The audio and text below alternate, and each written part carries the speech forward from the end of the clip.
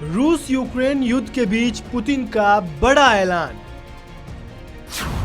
रूस में 3 लाख रिजर्व सैनिकों को क्यों किया तैनात? यूक्रेन को पटकनी देने के लिए क्या प्लानिंग कर रहा है रूस? रूस और यूक्रेन के बीच 7 महीने से युद्ध जारी है। इस बीच रूस के राष्ट्रपति व्लादिमीर पुतिन ने बड़ा ऐलान कर दिया है। राष्ट्रपति पुतिन ने 3 लाख रिजर्व सैनिकों को तैनात करने का आदेश दिया है। इनमें रिटायर और रिजर्व जवान शामिल होंगे। रूस यूक्रेन के कुछ हिस्सों में जनमत संग्रह करवाने की तैयारी में है। दूसरे विश्व युद्ध के बाद ये पहला मौका है जब रूस में लामबंदी के आदेश दिए गए हैं। वहीं रूसी राष्ट्रपति के इस आदेश के बाद यूक्रेन ने प्रतिक्रिया देते हुए कहा कि उसे पहले से ही इस बात का अंदाजा था कि रूसी राष्ट्रपति लामबंदी का आदेश देने वाले हैं और उनकी ये घोषणा दर्शाती है कि वे युद्ध के प्रयास में नाकामयाब हो रहे हैं। राष्ट्रपति व्लादिमीर पुतिन ने देश में सेना तैनात करने का आदेश देते हुए कहा, पश्चिमी देश रूस को तबाह और कमजोर करने की साजिश कर रहे हैं। इन देशों ने हद पार कर दी है।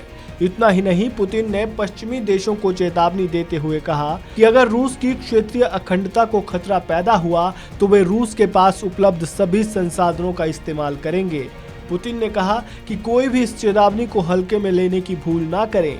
पुतिन ने कहा कि यूक्रेन के डोनेत्स्क पीपल्स रिपब्लिक यानी डीपीआर को भी आंशिक रूप से मुक्त करा लिया गया है।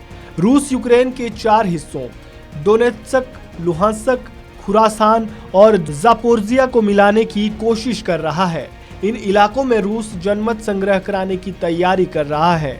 इन इलाकों में रहने वाले लोग 23 से 27 सितंबर के बीच अपना वोट डाल सकेंगे। अब सवाल ये उठता है कि आखिर रूस ने 3 लाख रिजर्व सैनिकों को तैनात रहने के आदेश क्यों दिए?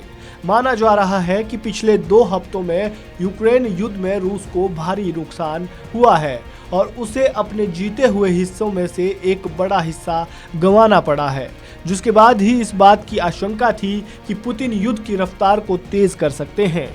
बीते कुछ हफ्तों से युद्ध में मिली असफलताओं के बाद पूर्वी और दक्षिणी यूक्रेन में अपने कब्जे वाले क्षेत्रों पर अपनी पकड़ मजबूत करने के लिए रूसी प्रशासन ने मंगलवार को घोषणा की थी कि उन क्षेत्रों में जनमत संग्रह कराए जाएंगे। वहीं अपने टेलीविजन संबोधन में भी रूसी राष्ट्रपति ने जनमत संग्रह की घोषणा की है, जो युद्ध के संभावित बढ़ने का संकेत देती है।